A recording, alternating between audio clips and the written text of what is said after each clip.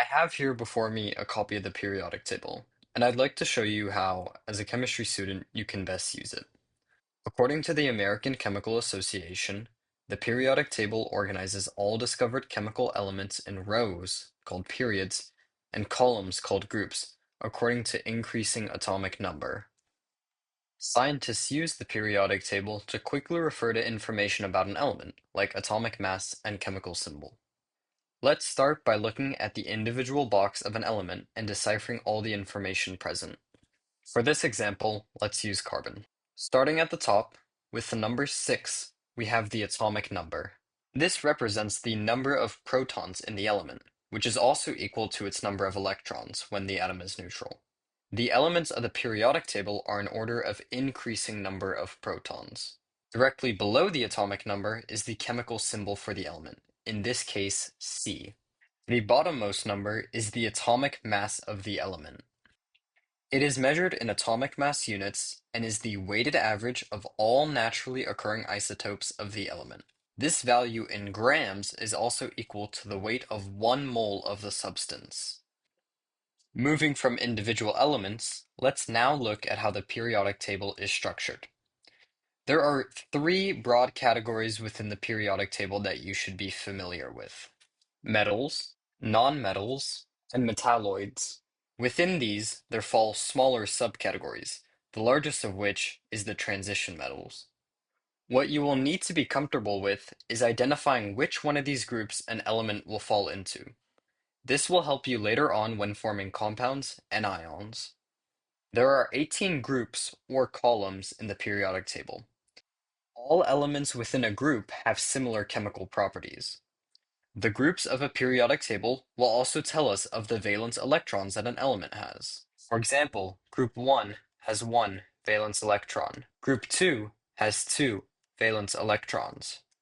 We then skip over to group 13, where we have 3 valence electrons.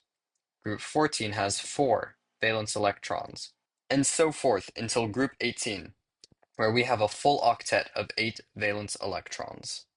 Most transition metals have varying valence electrons, so we cannot use the group number to help determine this value. We can also use groups for finding the common ionic charges of ions. Elements in group 1 will have a charge of 1 plus. Elements in group 2 will have a charge of 2 plus. We then skip over to group 13, where elements have a charge of 3 plus. We skip group 14 and group 15, elements have a charge of 3 minus. In 16, elements have a charge of 2 minus. In 17, elements have a charge of 1 minus. And in group 18, elements have no charge. They are neutral. Knowing the charges that each atom has will be helpful later on when forming compounds, as atoms of opposite charge will be attracted to one another and form bonds. Now, let's talk about trends on the periodic table. In the beginning, we stated that the number of protons an atom has increases as we progress along the table. There are 4 very useful trends we can follow along the table, and they are the size of an atom, its atomic radius, the electronegativity of an atom's ionization energy, and its metallic character. As we move from left to right, or from bottom to top, the atomic radius of an atom decreases. Additionally, as we move from bottom to top, or left to right, the metallic character of an element also decreases.